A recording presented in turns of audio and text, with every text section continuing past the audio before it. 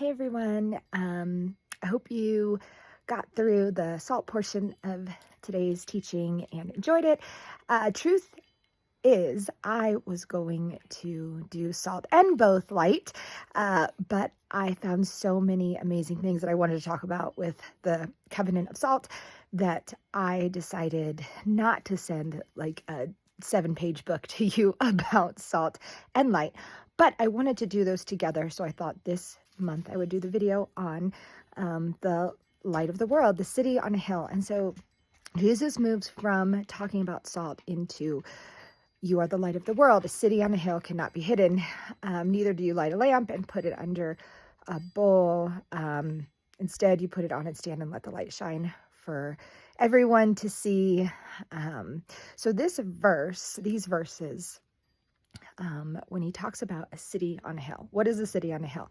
So basically back in this area, back in ancient Middle Eastern time, your resources were finite. So when you built a city, you were building it either on a somewhere maybe near a resource. Maybe it was water, maybe there was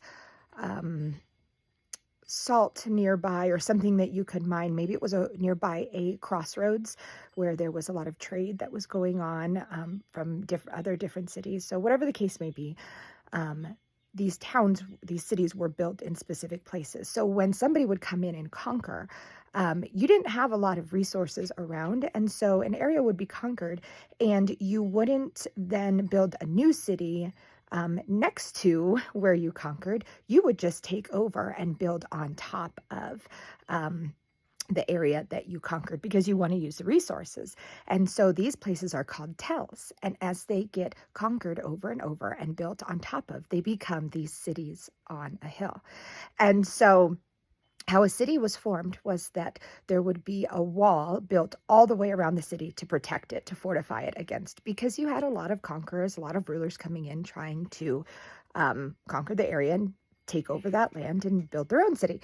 And so you would have this great wall built around the outside, but the wall, it wasn't just a wall. There was actually little homes built into that wall for the middle class, lower middle class. On the inside of the very inside of the city, that was the safest place. So that was where the most rich and elite would live because it was the most protected. Middle class was on that outside ring in those apartments or those little homes built into the wall. And then if you were really poor, you were in cities, little makeshift towns called daughters on the outside of the city wall. So you were the least protected.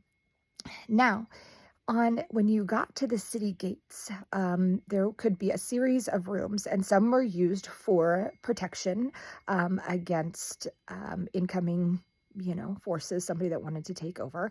But also, since that wasn't happening all the time, they would utilize these rooms for different government things. It would be like your judicial system. You would talk about things that were happening at the city gate.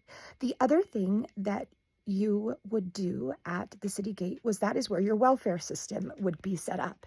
And so let's think about if you were a traveler, if you were somebody poor and you're walking and all of a sudden you see this city on a hill. The city on the hill represents refuge for you. The city on the hill represents hope, represents maybe a night's rest. And so you see that knowing that the people on the inside who had more than enough would distribute what they had into that welfare system. And you could go to the city gates if you were poor, if you were needy, and get what you needed to survive and get a little bit of peace, a little bit of hope. And so when Jesus talks to his disciples about being that city on the hill, he wanted them to know that you are the light of the world. When they see you, they should see that hope. You should be living your life in a way that people know that they can come to you when they're in need. And so it's not just about becoming a follower of Jesus and that's it, but it's living your life in a way that brings hope, that brings maybe resources to other people. We're really supposed to be doing the things that that would be attractive, not only attractive for people to see and be like, oh, I want to be a part of that, but an active force in our communities, an active people, that others would know, okay, when I see so and so, I know that I can go to them and they're going to help me. I know that there are people that want to, um, help, that want to bring hope, that want to bring peace. And so it goes so beautifully after being salt, after being God's people, after this whole idea of being the covenant, and remembering to have mercy and judgment and hold that intention. And you can't have one without the other. Like, that's who God is. And then also to live your life in a way that people see and know, like, I can go there for hope. I can go there for refuge, because they have to see your deeds. And because they can see them, they will then glorify your Father in heaven. They will know who you belong to based on how you live. And so that is just a quick summary. There's so much more to dig into those words, but we're going to keep on trucking. And we're going to get into the next portion in January. And I hope you all have Happy New Year, and we will see you again soon.